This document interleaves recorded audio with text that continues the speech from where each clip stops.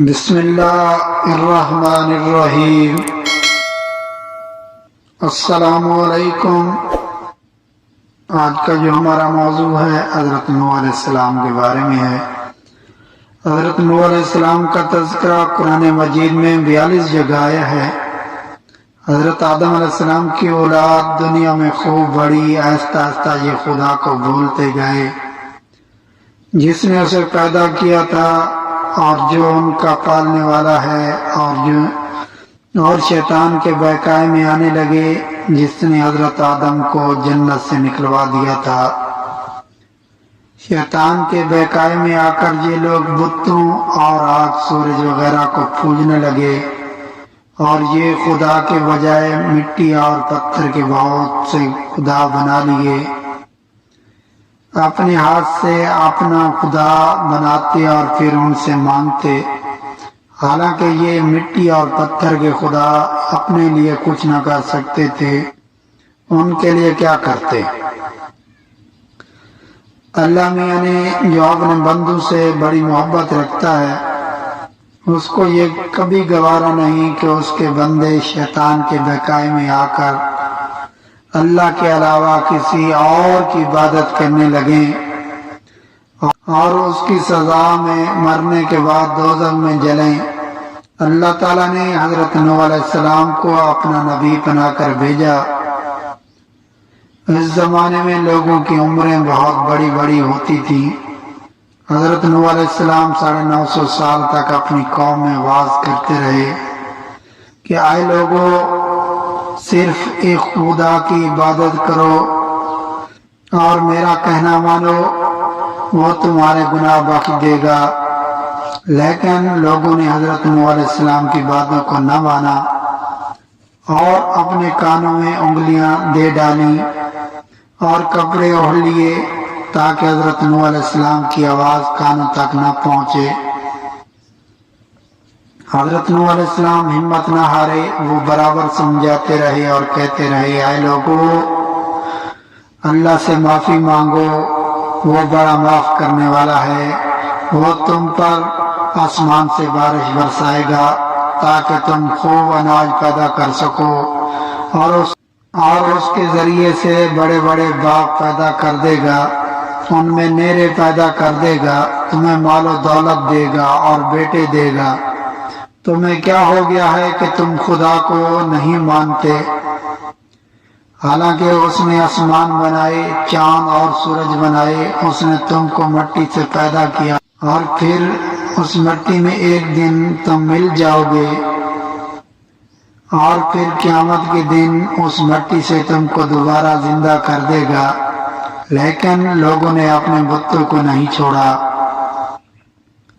اور حضرت نوح علیہ السلام سے کہنے لگے کہ ہم اپنے بتوں کو ہرگز نہ چھوڑیں گے، اور ہم تم کو اپنے جیسا آدمی دیکھتے ہیں، اور تمہارا کہنا بھی صرف چند غریب لوگوں نے مانا اور ہم تم کو جھوٹا سمجھتے ہیں۔ حضرت نوح علیہ السلام نے کہا کہ اے میری قوم، میں تم کو جو نصیحت کرتا ہوں اس کے بدلے میں تم سے کوئی مال و دولت نہیں چاہتا، اور جو غریب آدمی مسلمان ہوئے ہیں اور اللہ کا ایمان لائے ہیں، ان کو میں اپنے پاس سے تمہارے کہنے سے نکالوں گا نہیں۔ اگر میں ان کو اپنے مال سے نکال دوں تو خدا کے عذاب سے مجھے کون بچائے گا؟ اگر میں ایسا کروں گا تو بہت ناانصاف ہو جاؤں گا۔ ان کی قوم کے لوگوں نے کہا، اے نوح علیہ السلام، تم نے ہم سے جھگڑا بہت کر لیا، اگر تم سچے ہو تو جس عذاب سے تم ہم کو ڈراتے ہو وہ لے آؤ۔ حضرت نوح علیہ السلام نے کہا کہ جب اللہ پاک چاہیں گے عذاب لے آئیں گے۔ اللہ تعالیٰ نے حضرت نوح علیہ السلام کو وحی کے ذریعے سے حکم بھیجا کہ تمہاری قوم میں جو لوگ ایمان لا چکے ہیں ان کے علاوہ اور کوئی ایمان نہیں لائے گا، تم غم نہ کرو، ایک کشتی بناؤ۔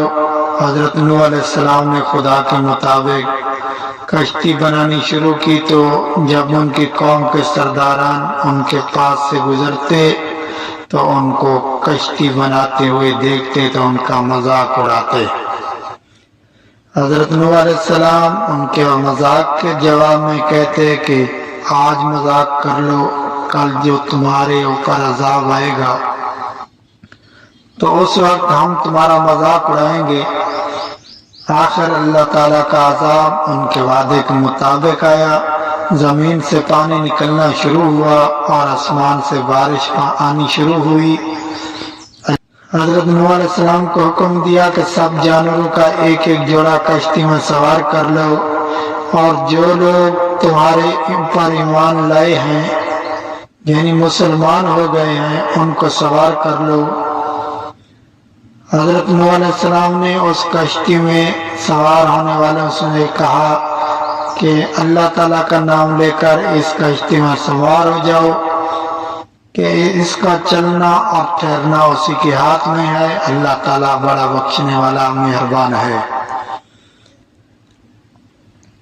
کشتی ان سب کو لے کر لہروں میں چلنے لگی تو اس وقت حضرت نوح علیہ السلام نے اپنے بیٹے سے کہا، اے بیٹا ہمارے ساتھ سوار ہو جاؤ اور کافروں کے ساتھ مت ہو۔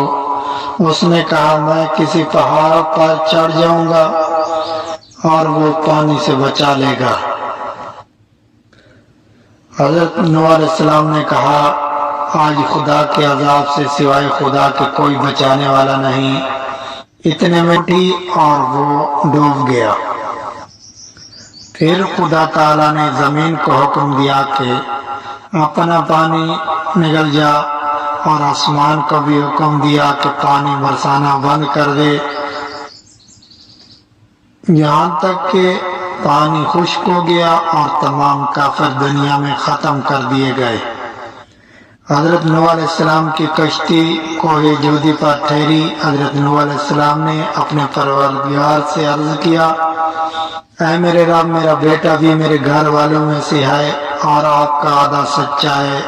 یعنی حضرت نوح علیہ السلام کا مطلب تھا کہ اے اللہ تعالیٰ آپ نے وعدہ فرمایا تھا کہ تیرے گھر والوں کو اس طوفان سے بچا لوں گا، پھر میرا بیٹا کیوں ڈوبا؟ تو خدا تعالیٰ نے فرمایا کہ اے نوح تیرا بیٹا تیرے گھر والوں میں سے نہیں تھا کیونکہ اس کے عمل اچھے نہیں تھے۔ میں تجھ کو نصیحت کرتا ہوں کہ ایسی بات نہ کر جو تیرے علم میں نہیں۔ حضرت نوح علیہ السلام نے اللہ پاک سے توبہ کی اور اپنے کہنے کی معافی چاہی۔ اللہ پاک نے ان کو معاف کر دیا اور حکم دیا کہ اے نوح ہماری طرف سے سلامتی اور برکتوں کے ساتھ اتر۔ اس کے بعد حضرت نوح علیہ السلام کی امت سے دنیا بسی اور آہستہ آہستہ ان کے بال بچے آباد ہوتے گئے۔ یہ سب لوگ خدا تعالیٰ کی اطاعت کرتے رہے۔ زمانہ گزرتا گیا اور آہستہ آہستہ شیطان نے پھر بہکانا شروع کیا تو یہ لوگ خداوند تعالیٰ کو بھولنے لگے۔ حضرت نوح علیہ السلام جو اللہ تعالیٰ کے اتنے بڑے پیغمبر تھے، اپنے بیٹے کو اس کے برے کاموں کی وجہ سے اللہ تعالیٰ کے عذاب سے نہ بچا سکے۔ اس طرح اگر ہمارے ماں باپ اللہ کے کتنے ہی ولی کیوں نہ ہوں، اگر ہمارے عمل اچھے نہ ہوں تو وہ ہم کو اللہ تعالیٰ کے عذاب سے نہ بچا سکیں گے۔ ہم کو اپنے بزرگوں کے نیک عمل کا سہارا نہیں لینا چاہیے بلکہ اللہ اور اس کے رسول صلی اللہ علیہ وسلم کے بتائے ہوئے کاموں پر عمل کر کے نیک بننا چاہیے۔ اسی وجہ سے اللہ تعالیٰ نے قرآن مجید میں کہا ہے کہ اگر تم ایک ذرہ برابر بھی نیکی کرو گے تو اس کا بدلہ ہم تم کو دیں گے، اور اگر ایک ذرہ برابر بھی برا عمل کرو گے تو وہ تمہارے سامنے آ جائے گا۔ اگر ویڈیو اچھی لگی ہو تو ہمارے چینل کو سبسکرائب اور بیل آئیکن کو ضرور پریس کرنا تاکہ ہماری ہر آنے والی ویڈیو سب سے پہلے آپ کو مل سکے۔ اللہ آپ کا حامی ناصر ہو، اللہ نگہبان۔